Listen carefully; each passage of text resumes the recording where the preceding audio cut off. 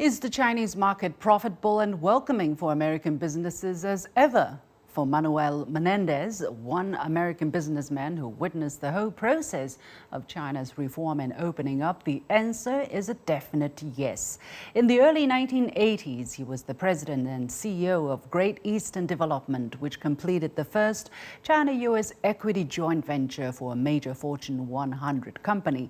He had met many Chinese leaders, including the late Paramount leader Deng Xiaoping, who gave him his Chinese name Meng De Shi, which means a moral gentleman. Menendez described the Chinese sentiments towards U.S. businesses using the ancient Chinese saying, "It's such a delight to have friends coming from afar." 4 decades later, why has that not changed for him? How does he view the current lows in bilateral ties? As U.S. businesses in China get caught between business interests and political pressure, what needs to be done to separate business from politics? I had the pleasure to be joined from Beijing by Manuel Menendez, founder and CEO of MCM Group Holdings. I started by asking him how he viewed the recent picking up of engagement between the two sides on commerce and trade.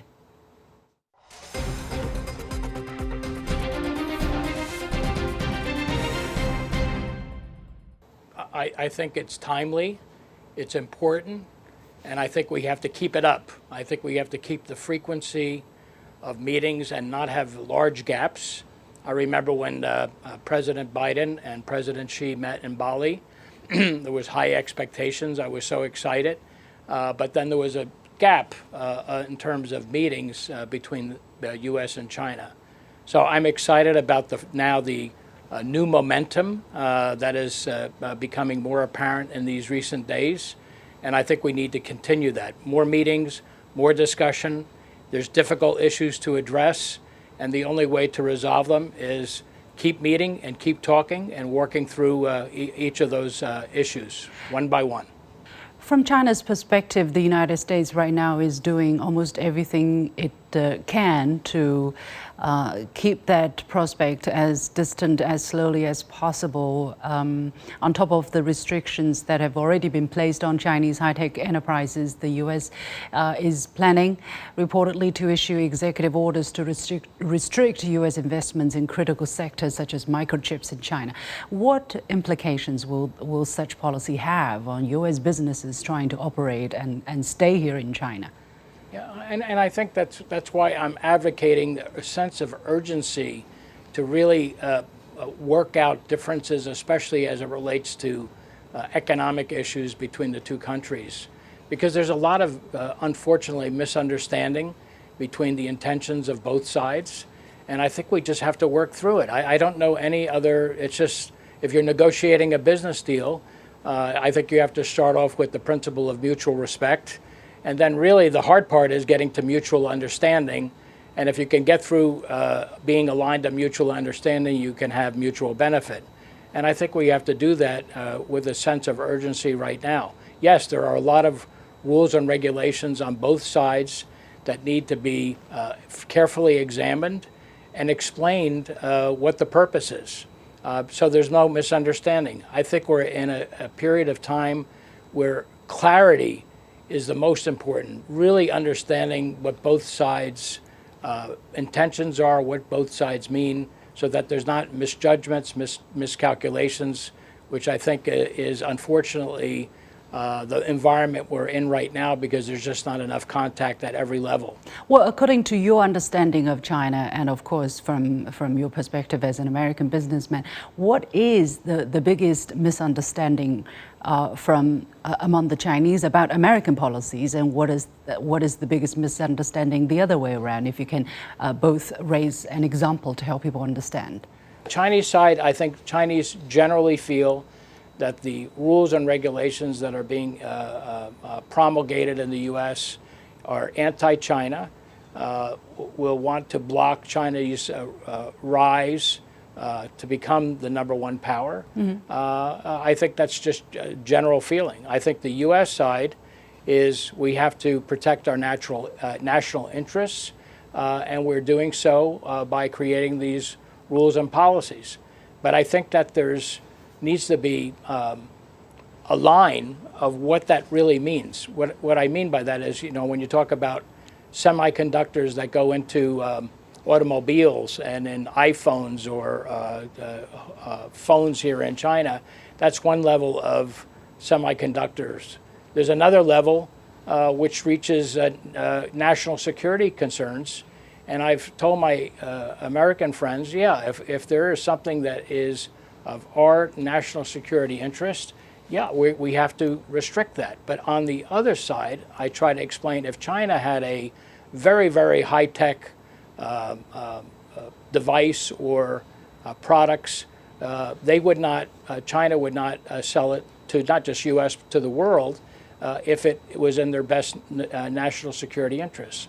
But we have to know what that means, and that's why I keep advocating, well, what does that mean? At what level? I mean, there's many levels of semiconductors, so I'm not an expert in it, but there's some logic that has to come into some of these decisions. Yeah. Well, U.S. businesses here in China seem to be showing less confidence in the prospects of businesses in the country. For instance, one latest AmCham survey shows that 18% of U.S. businesses rank China as number one in their global investment plans. That is down from 27%, so almost half. Are you concerned about such a trend? Do you think there are still room for business development, for business profits for U.S. businesses here in China? Yeah, absolutely. I am optimistic that through hard work and better understanding, we will get back onto the right track. I'm confident because the Chinese people are warm-hearted people. And I think the American people are warm-hearted people. I know that sounds so simplistic, but really, you know, all the places I've been and people I meet in China, you know, it's just like the Confucius saying you started off with.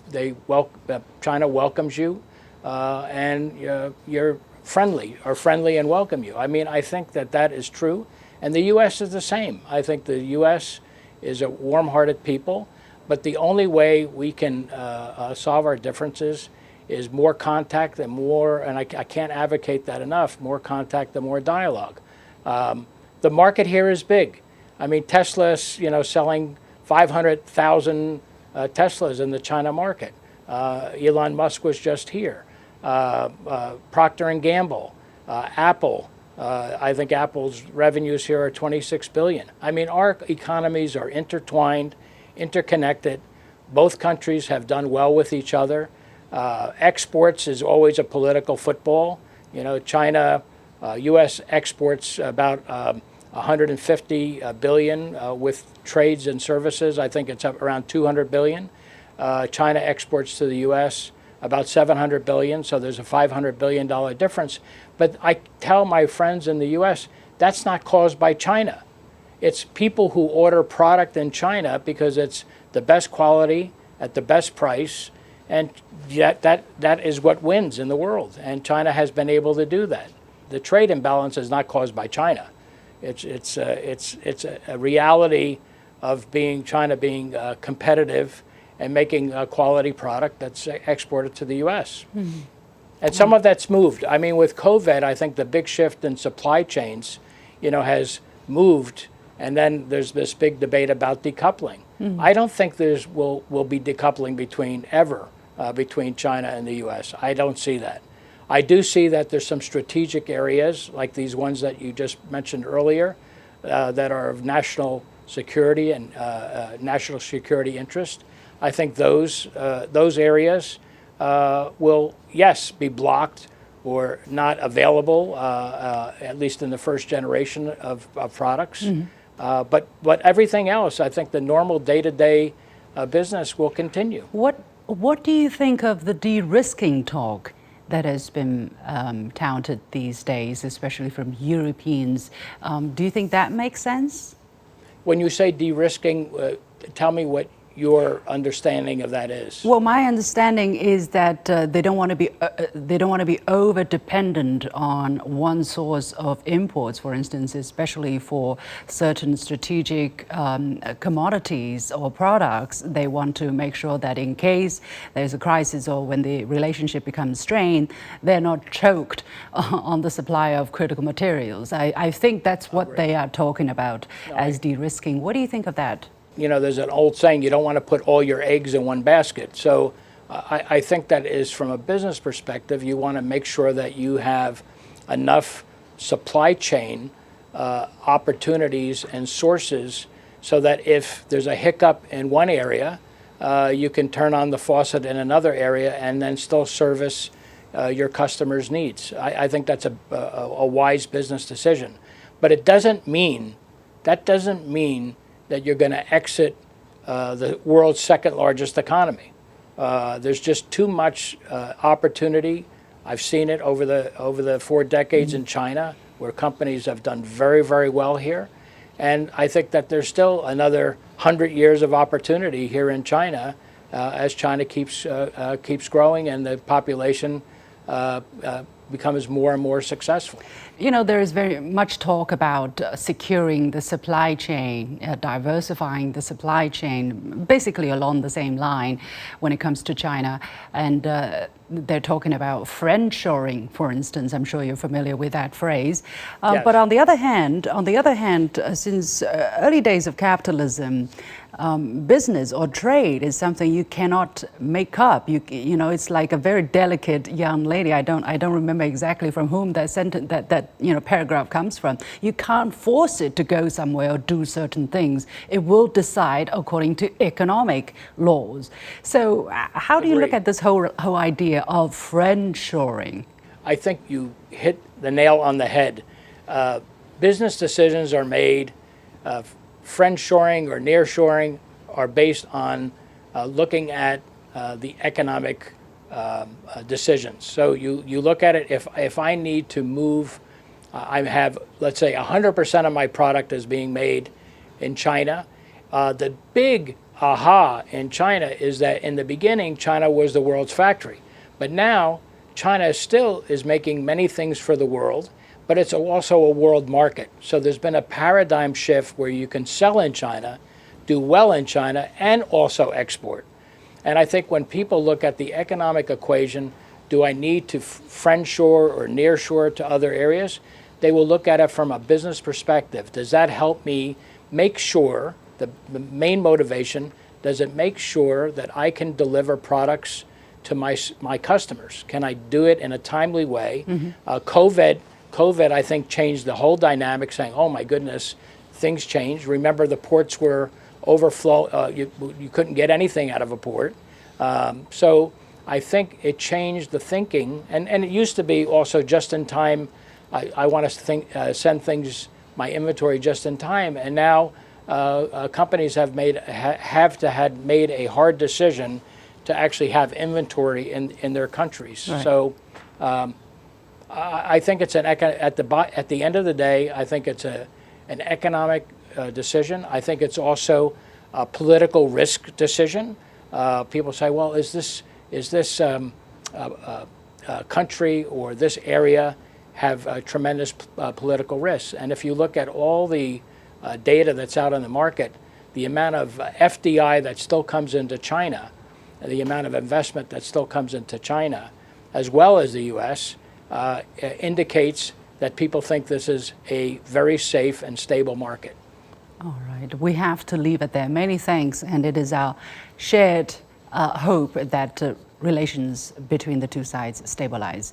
Manuel Menendez, founder and CEO of NCM Group Holdings. Thank you very much. My great pleasure. Thank you for having me. Thank you.